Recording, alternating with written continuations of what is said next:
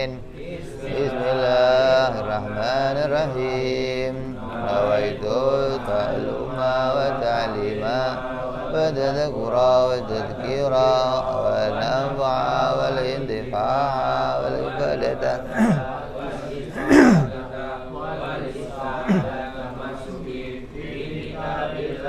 wa sunnati Rasulillah sallallahu alaihi wasallam wa du'a ilal huda wa dilalata alal khairi ibtiqa'a mardatihi wa qurbihi wa thawabihi wa lafiya wa salahil akibat. Bismillahirrahmanirrahim. Alhamdulillah rabbil alamin. Salatu wassalamu ala asyrafil anbiya'i wal mursalin Sayyidina wa habibina wa syafi'ina wa maulana Muhammadin wa ala alihi wa sahbihi ajma'in. Amma ba'du, qala musanniful kitab rahimahullah wa nafa'ana bihi wa bi'ulumihi fid dharain. Allahumma aftah qulubana futuhal arifin wa bihikmatika wansur alaina birahmatika ya arhamar rahimin. Faslun fi bayani izalatin najasah. Pasal yang berikutnya akan menerangkan mengenai penjelasan penghilangan najis. Bagaimana caranya kita menghilangkan najis yang sudah kita bahas. Ada 3 macam najis. Najis mughalladhah, najis mukhaffafah, dan najis mutawasithah.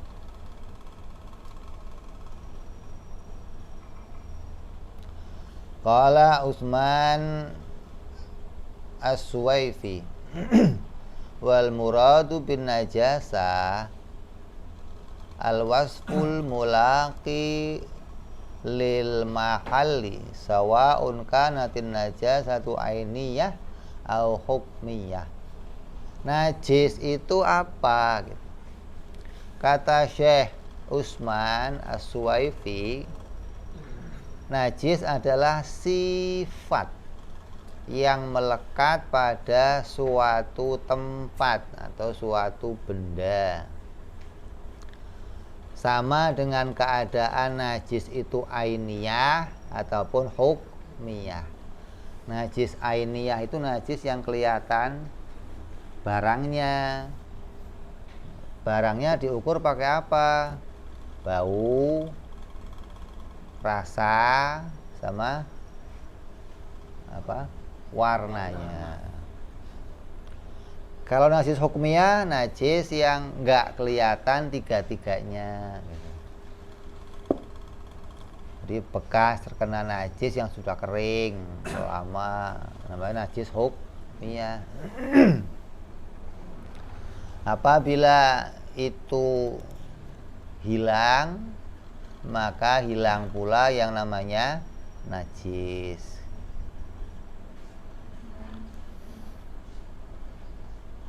Yang pertama, najis mughalladhah.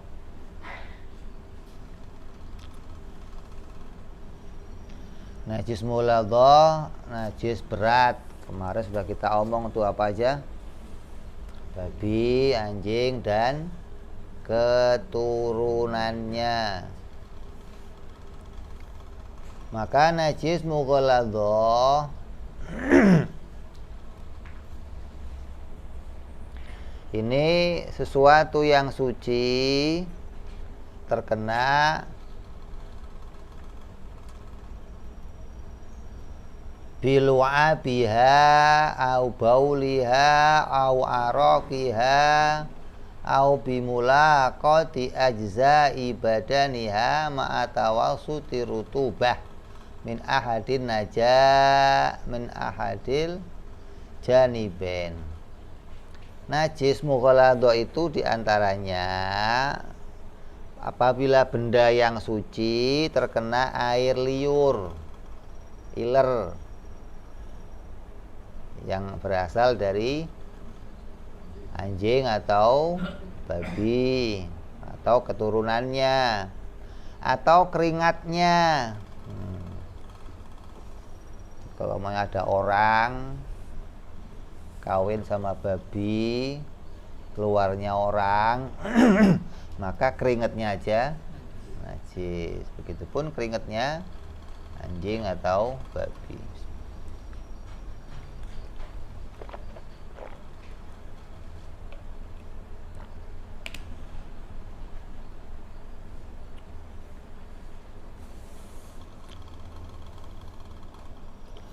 Atau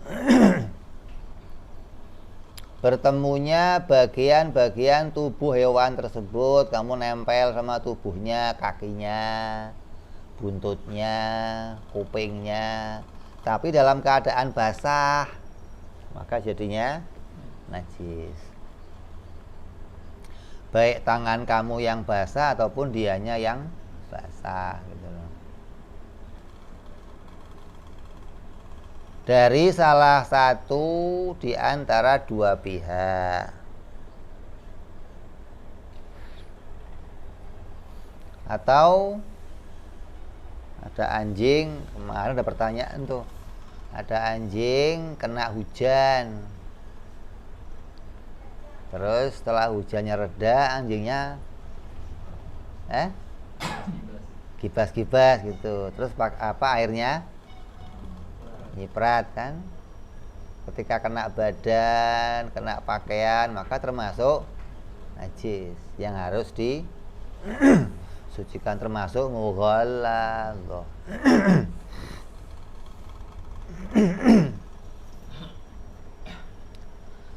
Terus cara mensucikannya bagaimana? Tadhuru bisa ighasalat, dibasuh, disucikan dengan 7 kali basuhan ta'abbudan yang niatnya mau membersihkan najis. Jadi niat, ini saya kena najis, saya niat mau saya bersihkan dengan 7 kali basuhan tadi.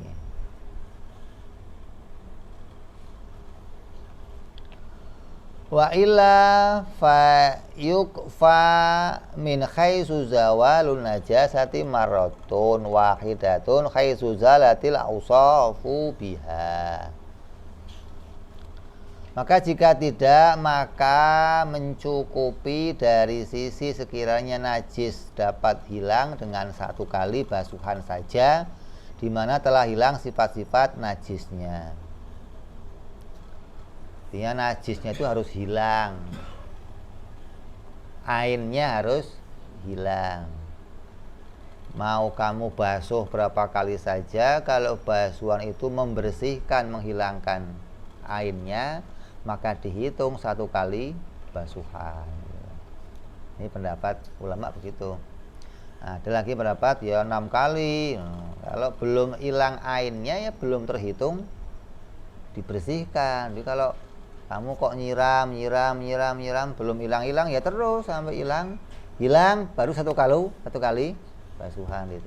Baru ditambah lagi 6 berikutnya yang salah satunya pakai debu.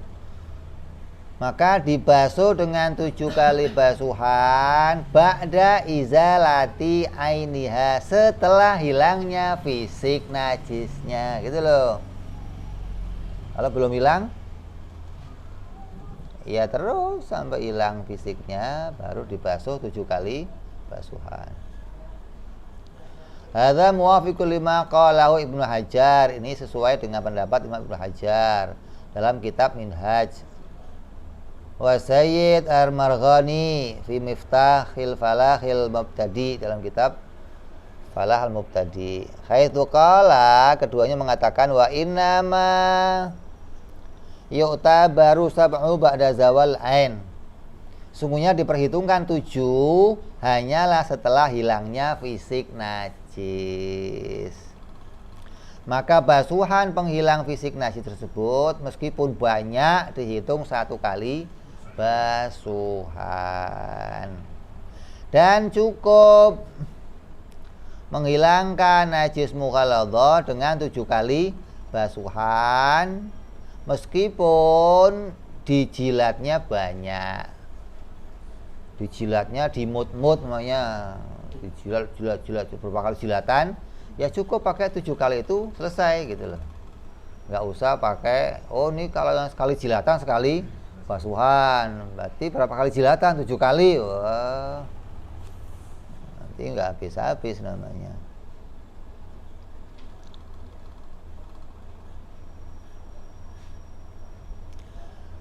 Dan juga terdapat najis yang lain akan juga ikut hilang.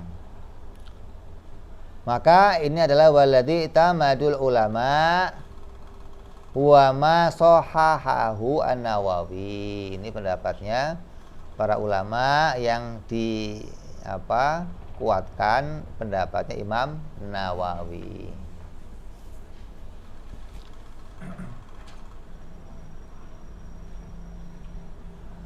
Waqalu walau lam yazal ainun najasa illa bisitti ghazalati masalan husibat wahidatan. Maka jikalau tidak dapat hilang materi najisnya kecuali dengan 6 kali basuhan, maka yang 6 itu terhitung 1 inda Nawawi. Kalau pendapat Imam Rafi'i beda lagi nih, yang mensarai kitab Imam Ghazali, maka sungguhnya 6 kali basuhan tadi tetap dihitung 6 kali basuhan. Di pendapat Imam, yang penting salah satunya dapat menghilangkannya.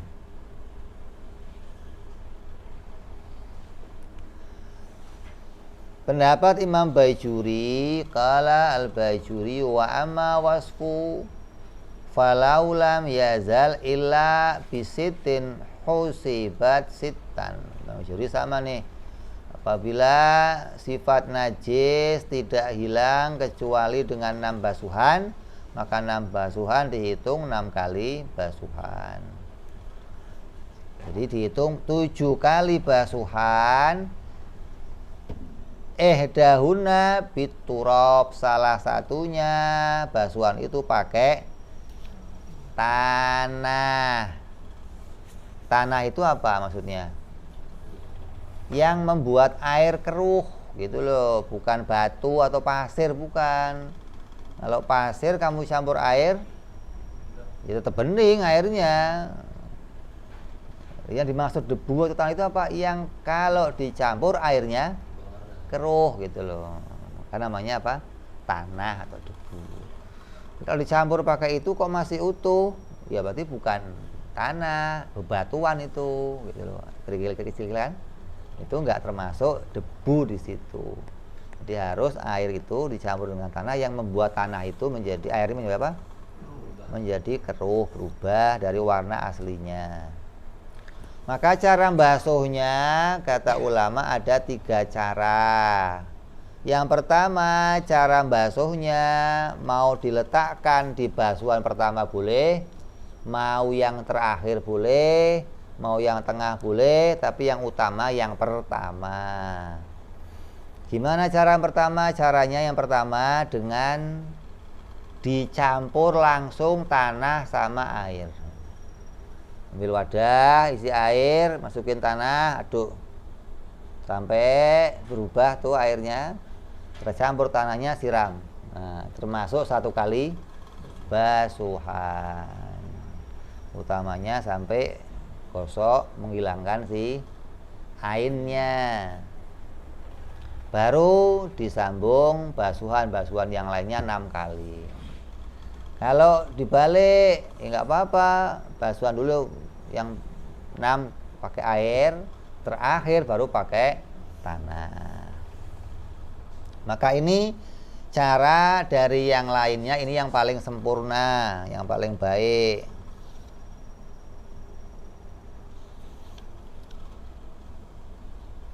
Terus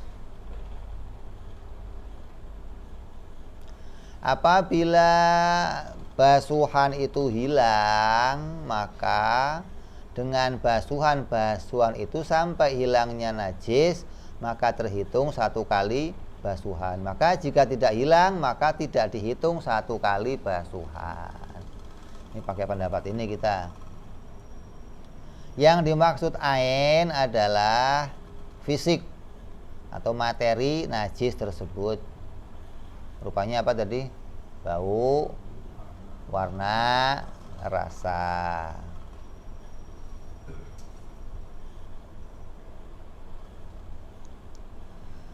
Terus ada cara yang kedua. Apa caranya? Pertama, meletakkan debu di atas tempat yang kena najis. Nah, yang kedua tuh, debunya dulu taburin tanahnya, gosok ke tempat najis, baru air, terus dicampur. Nah, digosok di tanah, di tempat yang kena najisnya. Jadi dicampur di tempat yang kena najis.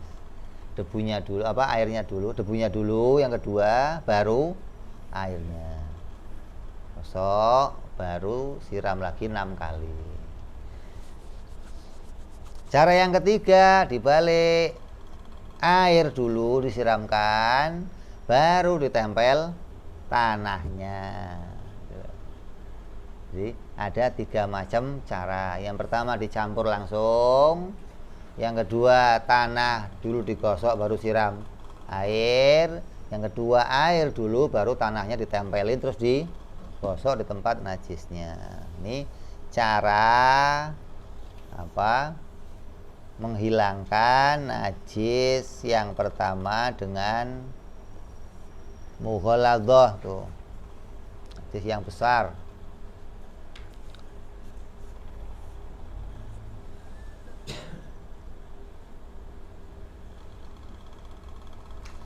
Terus nggak cukup dicampur dengan selain debu, mamanya pakai jerami atau pakai tawas atau pakai yang lain, sabun, nggak cukup, harus pakainya tanah, karena tanah itu bisa mengangkat ainnya. Selain air, tanah itu bisa mengangkat ainnya najis, yang lain nggak bisa. Ini mau pakai sabun, mau pakai yang lain, itu najisnya babi sama itu ainnya nggak akan hilang. Apalagi setelah diteliti pakai sekrup terus langsung kelihatan najisnya, kecuali diangkat pakai tanah.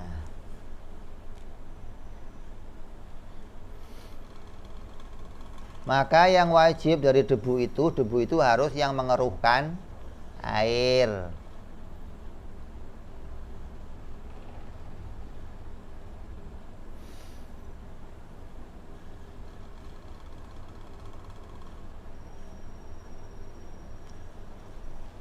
Bisa pakai air yang kamu campur langsung, bisa pakai air yang memang sudah keruh. Iya, maksudnya air keruh itu kayak air kali pas lagi meluap loh. Bukan air kali yang biasa, bukan. Air kali yang lagi meluap. Kalau meluap kan keruh tuh, lumpur naik. Nah, itu cukup tuh, nggak usah pakai ini campur lagi. Nanti sudah cukup. Ketika air itu meluap, maka masukkan kaki kamu atau ambil. Kalau bisa dimasukkan, masukin. Kalau nggak bisa, ambil airnya. Berarti sudah tercampur dengan debu. Kalau mau kamu masukin airnya, lihat airnya nih, airnya 2 kula harus dong. Kalau nggak 2 kula kamu masukin ya sama aja najis ketemu najis namanya. Airnya lebih dari 2 kula, tapi airnya diem. Maka caranya bisa masukin kaki kamu, terus goyangin. Goyanginnya itu balik sono, sini 1 gitu loh. Balik sono 2, jangan 1, 2, 3, cepet banget loh. Ngilat. Sono kemari 1, 2, 3, sampai 7 kali cukup. Kalau airnya kok mengalir, maka dengan 7 kali aliran. Artinya kamu antarakan nih kena 7 kali aliran berbeda. Hitung aja 1, 2, 3, kan mengalir kan? Ganti baru, ganti baru, ganti baru. Tapi kalau airnya diem, kamu masukin, biar 2 jam diem, ya 1 kali basuhan. Nggak terus suci nggak, gitu loh. Karena nggak kamu, oh ya, kecuali airnya ngalir, nggak usah kamu goyang-goyang lagi, cukup tuh.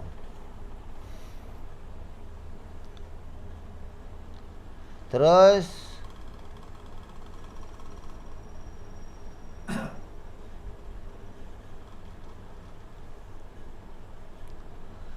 kalau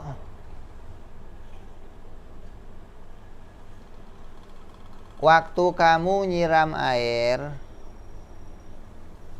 terus nyiprat ke tangan yang lain, ke kaki yang lain, ikut najis juga.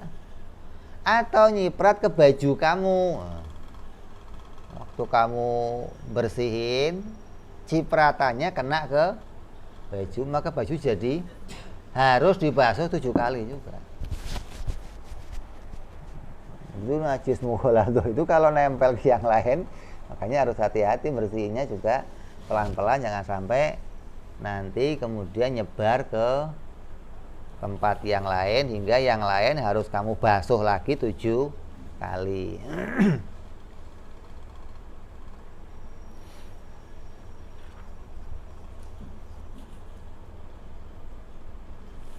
Ada lagi yang mengatakan kalau terkena cipratannya di basuhan yang pertama, maka pakaian tinggal nambah lagi 6 kali basuhan.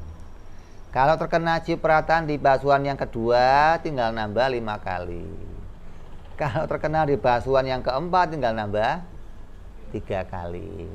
Seterusnya begitu.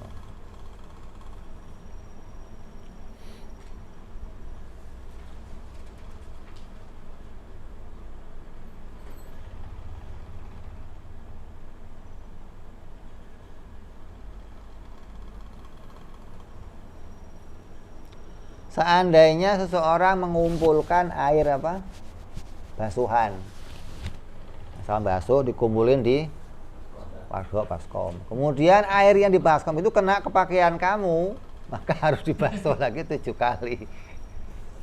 Itu masih mughaladhah, itu airnya itu masih mughaladhah gitu loh.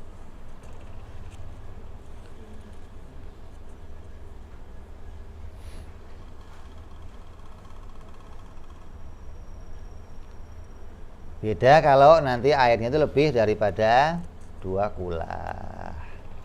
Nah, jadi caranya kalau terkena najis mughaladhah dibasuh pakai 7 kali basuhan, salah satunya pakai debu atau pakai tanah. Terus ada pertanyaan nih. Seekor anjing kencing di atas tulang kucing. Ada kucing mati, dikencingin anjing.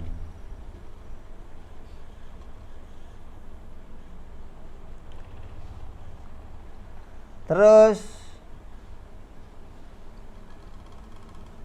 pakaian kamu jatuh ke tulang kucing itu. Ada kucing mati, tulangnya dikencingin anjing, terus pakaian kamu nggak sengaja terbang jatuh ke tulang tersebut. Terus apakah butuh disucikan dengan 7 kali basuhan?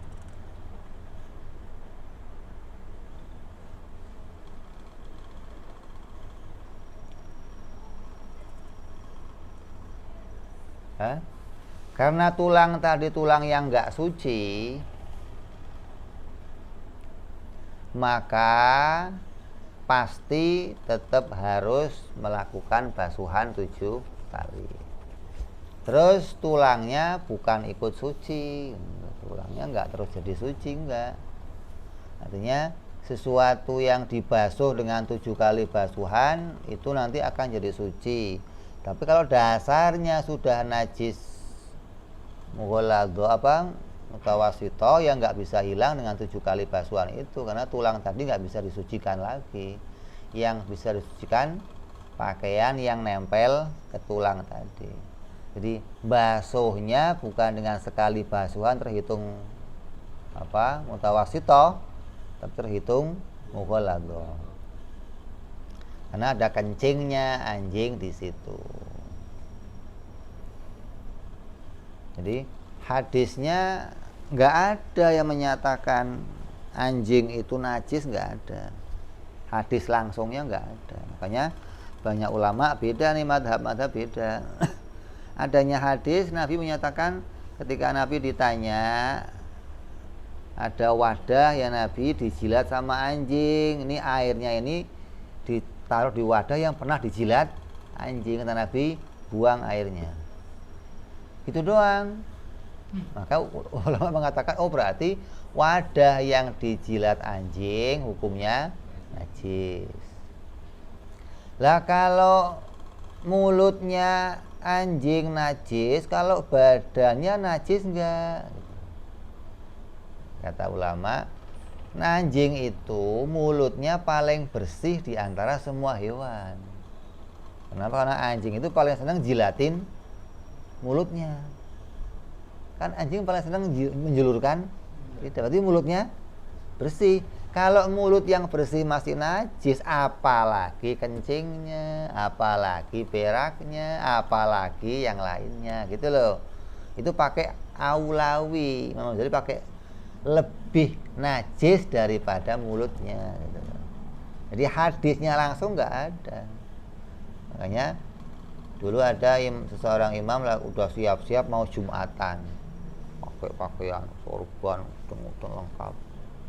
Tengah jalan dijilat anjing. Mau balik lagi Jumatan nggak cukup, nggak balik. Ini nggak najis. Maka kata seorang yang lewat, Bu, ya ente jangan syafi'i banget sih. Sekali-kali pindah aja madhab yang lain. Akhirnya pindah madhab. Artinya karena kepepet, maka dia pindah madhab yang lain yang membolehkan. Dia menganggap anjing tidak terhitung najis. Nah, kayak orang-orang Syiah sekarang menganggap anjing itu enggak najis karena pakai madhab yang lain selain Syafi'i, gitu loh. Kalau Syafi'i najis, paling ketat urusan najis Syafi'i. Bagi orang yang was-was tuh, ada kecipratan ini, kena tai cicak, kena apa. Orang yang was-was solusinya pindah madhab. Jangan pada madhab Syafi'i, nanti selesai itu.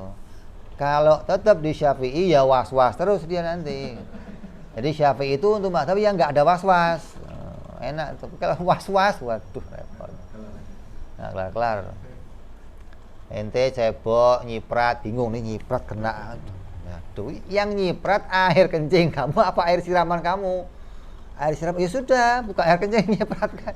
Kok jadi kamu ribet, ini nyipratnya gimana? Kecuali mughalladhah tadi.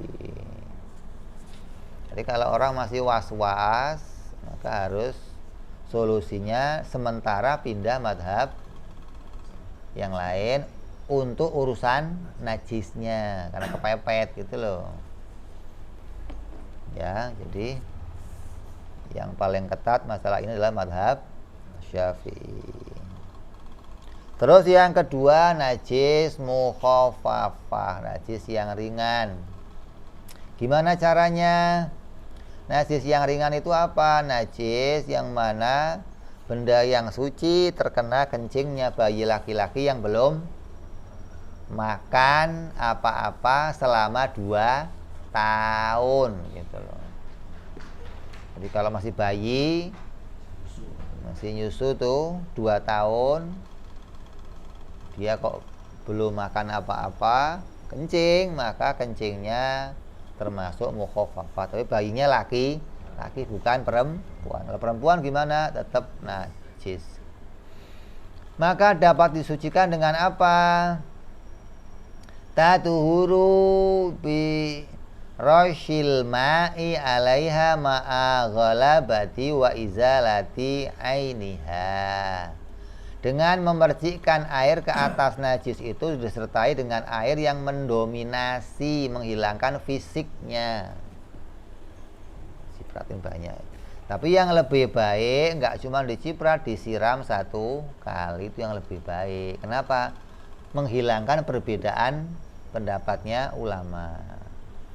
Tapi ada yang mengatakan cukup dipercikan air yang airnya banyak gitu loh, maka sudah cukup walaupun nggak mengalir.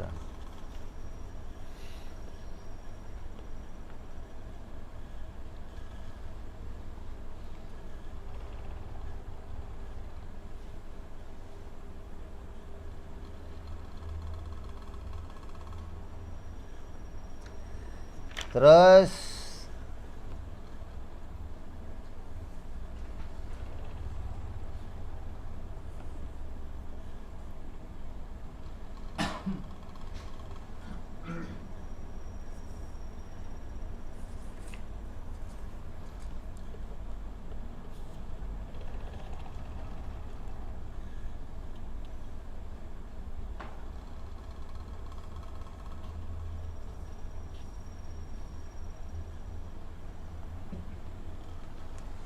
ini sepakat semua nih kalau masalah kencing bayi suci, itu sepakat tuh. Imam Ahmad bin Hambal, Imam Sufyan As-Sauri, Imam Ibnu Ishaq, Imam Malik, semua satu pendapat tuh bahwa sucinya cukup dibasuh pakai 1 basuhan. Adapun riwayat Maliki perihal 1 pendapat bagi Imam Syafi'i mengenai sucinya kencing bayi laki-laki, maka itu pendapat yang batil, adalah fitnah. Tidak ada, semuanya sepakat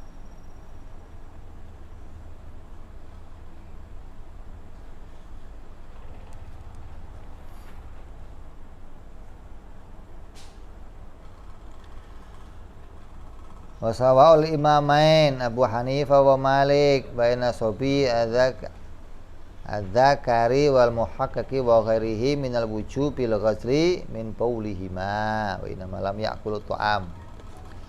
Imam Abu Hanifah, Imam Malik mengatakan antara bayi laki-laki yang terbukti itu dan kewajiban membasuh kencingnya meskipun keduanya belum mengkonsumsi makanan.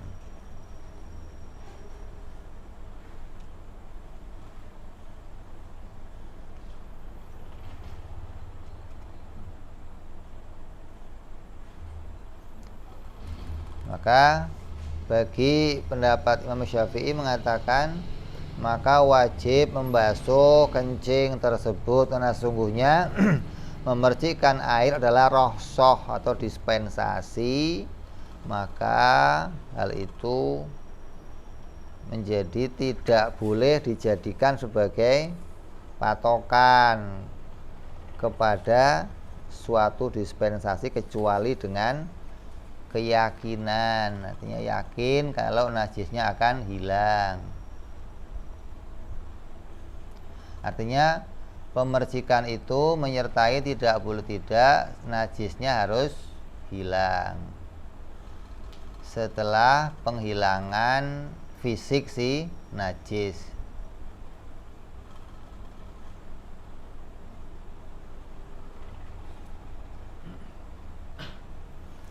Itu mukhafafah, najis yang ringan.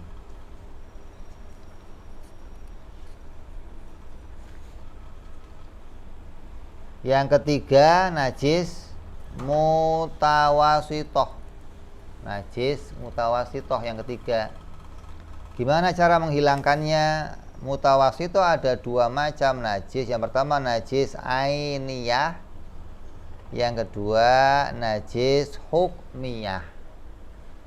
Ainiyah itu najis yang kelihatan fisiknya, kelihatan materinya, kelihatan jirimnya gitu loh. Jirim najisnya itu ada. Kalau hukmiyah, jirim najisnya nggak kelihatan. Nah, jirimnya berupa apa? Baik berupa barang itu dilihat sifatnya, bau, rasa maupun warna.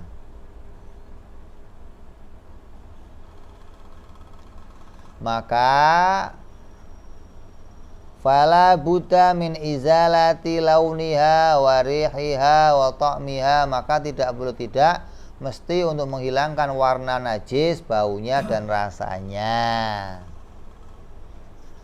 Yang penting airnya apa? Hilang. Yang utama itu jirimnya dihilangkan dulu, jangan sampai dibasuh tapi jirimnya enggak hilang, ya percuma, namanya enggak membasuh apa-apa. Kecuali yang sulit menghilangkannya berupa warna dan bau. Udah nih, kayak tai atau darah yang nempel ke baju, dicuci, kucuk masih bercaknya masih ada, salah. Atau tokai baunya masih ada, nggak apa-apa, yang penting ainnya yang lain hilang. Udah nggak ada rasanya, udah nggak ada apa, warnanya ada tadi, maksudnya udah nggak ada rasanya, baunya nggak ada, tapi bekasnya masih ada, ya kuningnya masih flek, merahnya masih flek.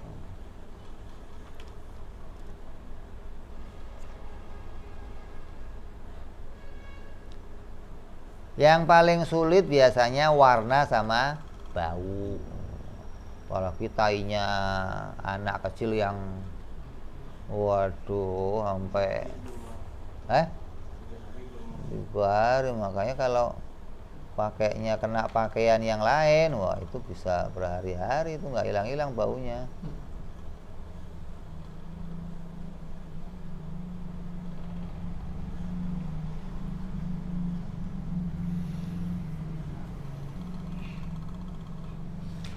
Maka berbeda dengan kasus jika warna dan bau bergabung di satu tempat dari satu najis.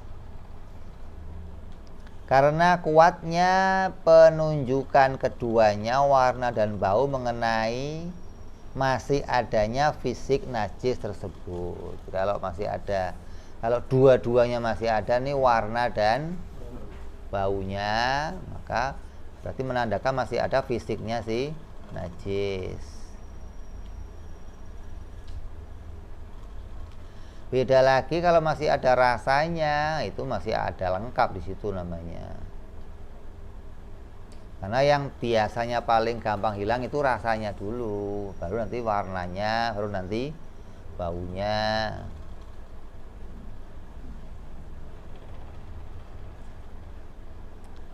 Maka yang wajib dilakukan untuk menghilangkan najis itu dengan apa? Dengan cara menggosoknya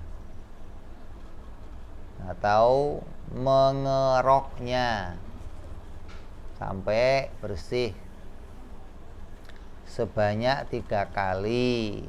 Itu minimalnya 3 kali, sampai nanti kalau nggak bisa hilang ya bersih, dibersihkan. Menggosoknya adalah dengan mengaruh dengan ujung batu atau kayu. Ini dulu nih, sekarang mah udah ada sikat, ada yang macamnya.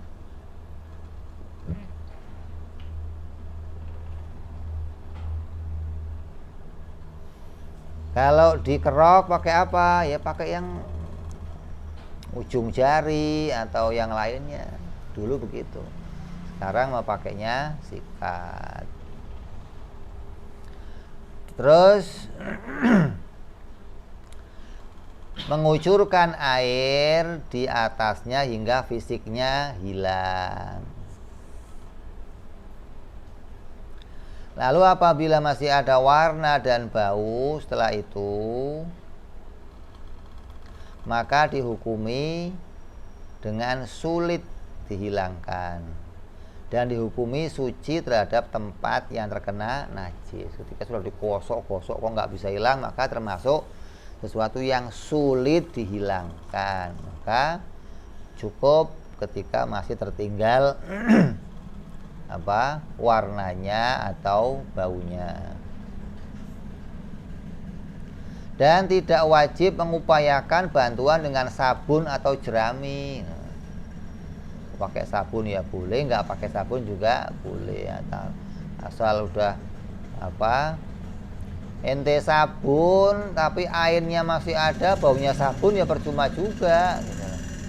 Yang penting kan airnya hilang walaupun baunya masih ada. Jadi jangan diukur, oh masih bau pakai sabun, nggak usah pakai sabun, nggak apa-apa. Ukurannya itu bau itu dimaafkan karena sulitnya untuk dihilangkan gitu. Yang penting airnya yang lain udah keangkat tuh rasanya atau yang lainnya.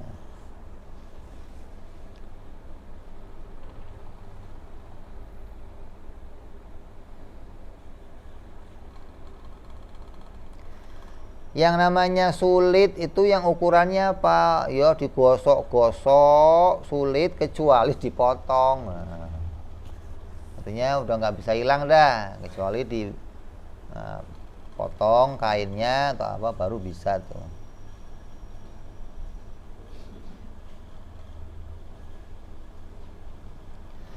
Apabila udah susah dihilangkan maka termasuk najis yang dimaafkan. Dapat toleransi itu namanya.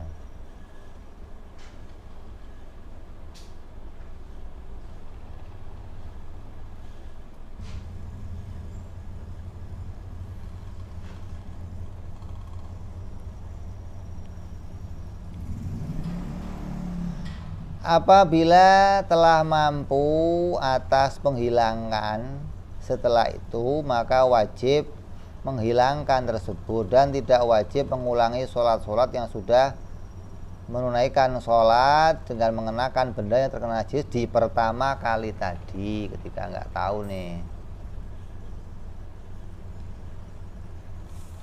Dan jika tidak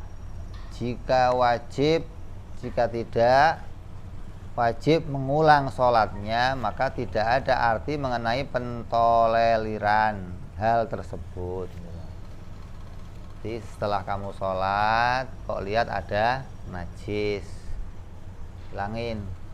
Kok dihilangin nggak bisa hilang, maka nggak usah diulang sholatnya. Kenapa? Termasuk najis yang dimaafkan. Tapi kalau kamu hilangin kok hilang, ya ulang sholatnya.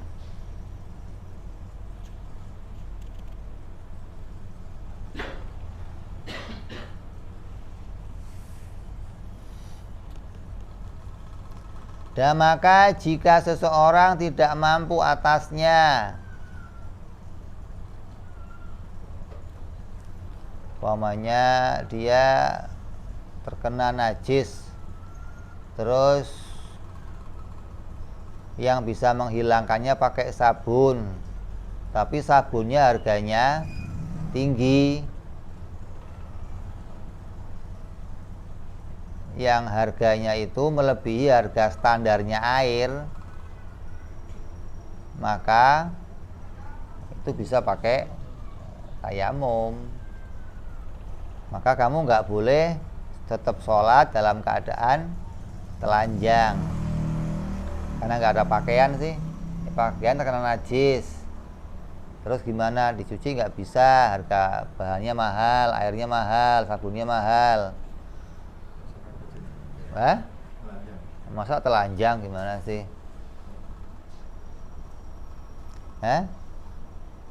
Jangan di masjid tapi lu ngobrol telanjang di masjid lagi bisa rame itu.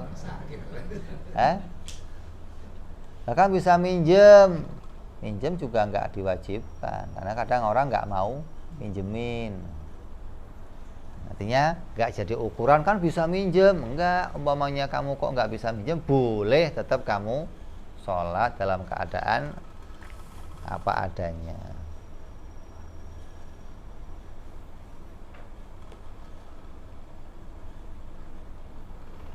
Kalau kamu sendiri nggak bisa mensucikannya, ya kamu upain orang lain untuk nyuci.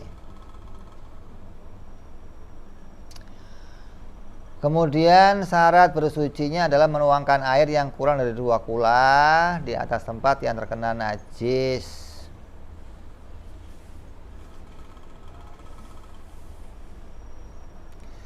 Maka jika seorang membenamkan pakaian dan semacamnya ke dalam baskom yang berisi air yang kurang dari 2 kula, maka pendapat yang sahih adalah mayoritas Syafi'iyah telah mengatakan bahwa pakaian tersebut tidak dapat menjadi suci. Nah, sungguhnya dengan sebab sampainya pakaian tersebut ke air, maka telah membuat najis air tersebut. Kayak kan suka kamu nyuci pakaian bareng sama popoknya bayi, cuci bareng, jadi satu ember, najis semua itu.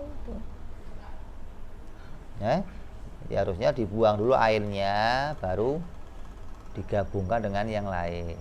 Kalau airnya belum hilang, ya jangan digabung sama yang lain. Kalau mau digabung gimana?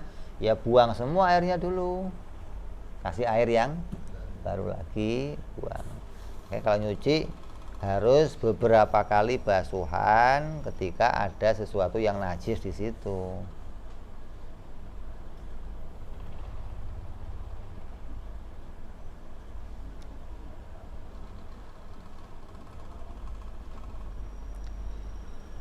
Dan mencukupi keadaan air yang diguyurkan.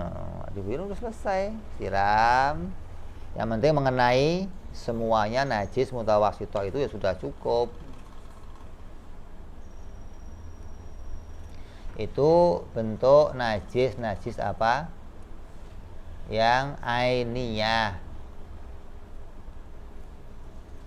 Kemudian kalau najis hukmiyah gimana caranya? Najis hukmiyah caranya adalah menghilangkan najis yang tidak ada warna, tidak ada bau, dan tidak ada rasa, seperti kencing yang mengering. Udah lama, kamu ketahuan sampai kering kencingnya, maka cukup bagimu mengalirkan air di atas najis tersebut.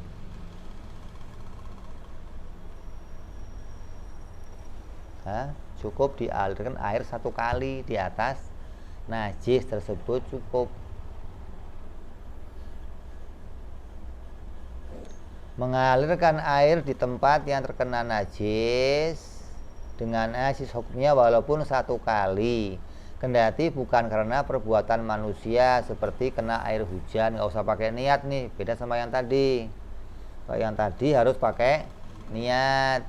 Kalau yang ini hukmiyah ini walaupun itu kena hujan, kena kesiram yang lain, asal kena air terguyur maka sudah langsung jadi suci. Ini pendapatnya ulama nih.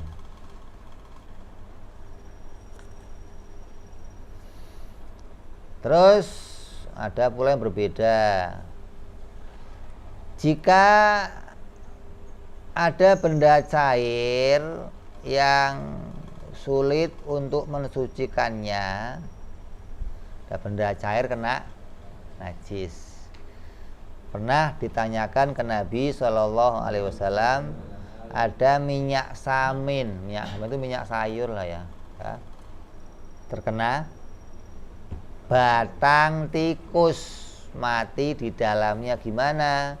Kata Nabi, kalau saminnya itu beku, maka cukup buang tikusnya, kerok bagian yang di atasnya buang, maka yang lainnya masih suci. Kalau saminnya itu cair, maka buang semua. Nah, bagaimana wong cair kan jadinya najis semua. Tidak halal pengambilan manfaat dengan benda cair yang najis, sama seperti najis lainnya yang basah. Nanti nggak bisa dimanfaatin tuh, kecuali dalam rangka untuk bukan dikonsumsi, bukan dipakai untuk dirinya, tapi kayak untuk apa, lampu jeplek kan pakai minyak tuh, nyalain boleh, atau untuk siram-siram yang lain, atau untuk motor, atau untuk yang lain boleh tuh. Atau kalau mau untuk pakan hewan ya boleh. Yang penting jangan sampai dipakai untuk dirinya. Mau untuk bikin sabun, bukan macam-macam boleh. Atau untuk melumuri hewan-hewan, perahu-perahu dengan minyak yang terkena najis, atau dengan najis dari selain anjing umpamanya, maka itu diperbolehkan walaupun ada hukum makruh. Dan dikecualikan masjid-masjid, maka tidak diperbolehkan menerangi lampunya dengan lampu yang bahan bakarnya najis. Jadi minyak tadi menajis, buat ceplek taruh di masjid nggak boleh. Tempat masjid harus yang suci.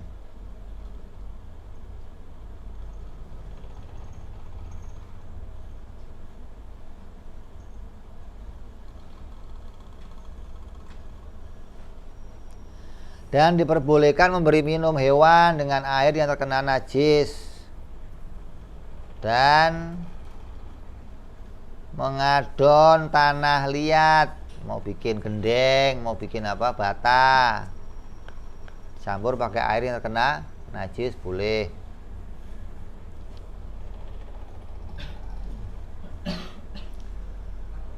Dan seperti air yang terkena najis, makanan yang terkena najis, maka boleh dikasih ke hewan atau dikasih jadi makanannya mereka boleh.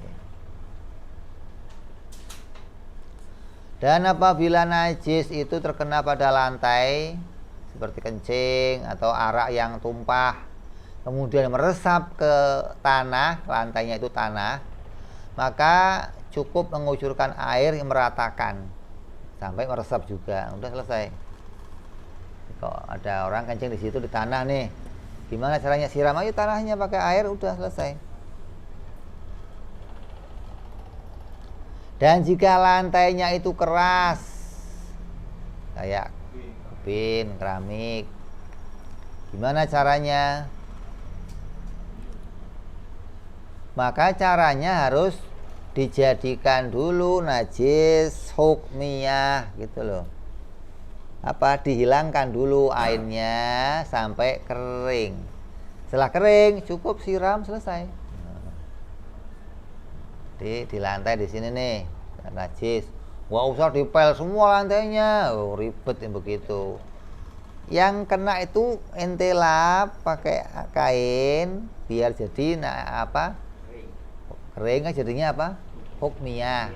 Udah nggak ada airnya kan, terus gimana? Siram air, selesai. Di karpet tengah-tengah nih ada kencing, gimana? Potong, cuci semua, ribet. Terus ya cukup jadikan hukmiyah dulu. Apa? Gosok, kerok, yang penting hukum apa? Airnya hilang. Setelah kering maka siram, selesai. Kalau sudah kering kan udah hilang semua, dijadikan najis apa? Hukmiyah gitu loh. Jadi keringkan dulu. Kalau enggak gimana? Ya maka harus kamu cuci semuanya gitu loh. Jadi cukup dikucurin air doang karena sudah kering semua kan. Kalau masih basah kamu kucurin air, oh ya najis semua ke sono-sono gitu loh. Nggak bisa. Kalau masih basah nggak bisa diapa-apain. Ambil dulu basahnya itu, airnya ambil tuh yang ada kerok kayak apa kayak atau dilap. Kanebo. Kalau dulu kan pakainya kayu atau pakai batu, kerok sampai kering tuh. Tisu nggak ada masalah, kain juga nggak ada masalah. Yang penting kan jadi kering kan ya. Kain termasuk sesuatu yang keras, gosok pakai sesuatu yang keras. Jadi kalau ngerti caranya sih nggak usah repot. Kadang orang nggak ngerti caranya sampai diangkat-angkat karpet gede dicuci semua. Jadi kena najis kok. Pernah ribut di masjid itu, boleh kan disedot kan. Yang penting keangkat apanya. Yang penting jangan kamu yang nyedot, yang nyedot airnya. Ada orang sholat, rupanya nggak ketahan, kencing di situ. Udah kencing, keluar, nyepret semua. Ribut, karpet cuci semua. Wah ini Pak nggak begitu caranya, cukup. Wah nggak bisa. Akhirnya ada kiai situ, selama masih karpet saya nggak mau sholat di sini. Ya ada yang begitu. Jadi ketika ribut tentang cara bagaimana membersihkannya. Kalau kita pakai hukum kan najisnya apa? Ainiyah. Kalau ainiyah caranya gimana ya? Siram 3 kali baru bisa hilang tuh najisnya. Kalau hukumnya bagaimana? Cukup 1 kali siraman udah selesai. Yang penting dijadikan hukumnya dulu biar kering dulu. Kalau masih najisnya ainiyah harus 3 kali setelah dibuang ainnya sampai nggak ada ainnya tuh. Siram 3 kali.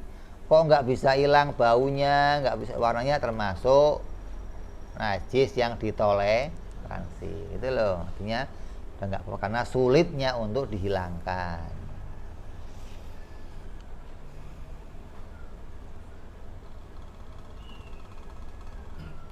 Sama halnya pula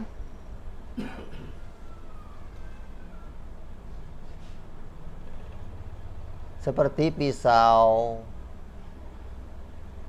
atau tempat-tempat yang lain yang terkena najis, ya cukup disiram aja sampai hilang airnya, maka dia menjadi bersih.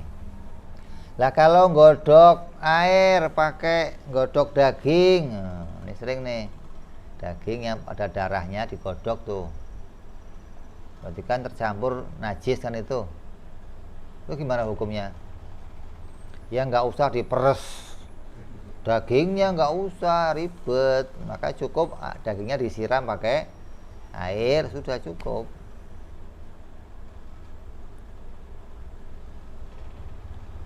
Jadi nggak usah diperes-peres sampai selesai, nggak usah. Itu 3 macam cara membersihkan najis yang bentuknya ada 3 macam najis: mughalladhah, mutawassithah, dan mukhaffafah.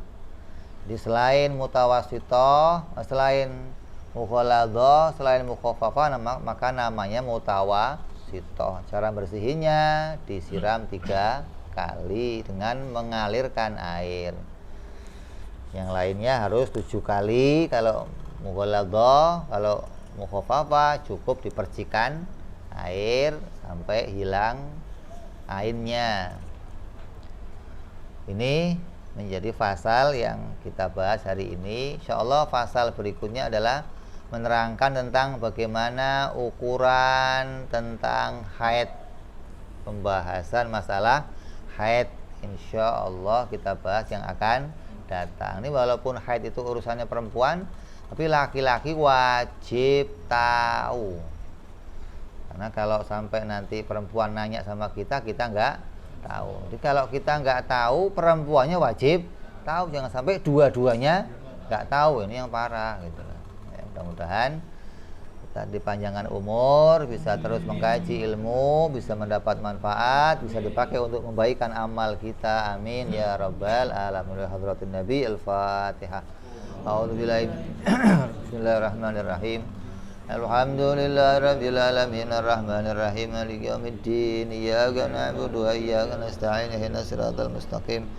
Siratal ladzina an'amta 'alaihim ghairil maghdubi 'alaihim waladdallin. Amin. Ya Rabbana i'tarafna bi annana iqtarafna wa annana asrafna 'ala ladha ashrafna fatub 'alaina tauba taghsil kulli huba wa tolana aurati wa amini rawati wa ghfir li walidina rabbi wa mauludina wal ali wal ihwani wa sairil hillani wa kulli di mahabba au jiratin au suhbah wal muslimina ajma amina rabbi isma fadlan la biktisabi minna bil mustafa rasulina dhabi kulli suli salla wa sallam rabbi adal habbi wa alihi wa sahbihi idada tazi sahbi walhamdulillahi fil badi wa tanahi subhana rabbika rabbil izzati amma yasifun salamun alal mursalin walhamdulillahi rabbil alamin. Assalamualaikum warahmatullahi wabarakatuh.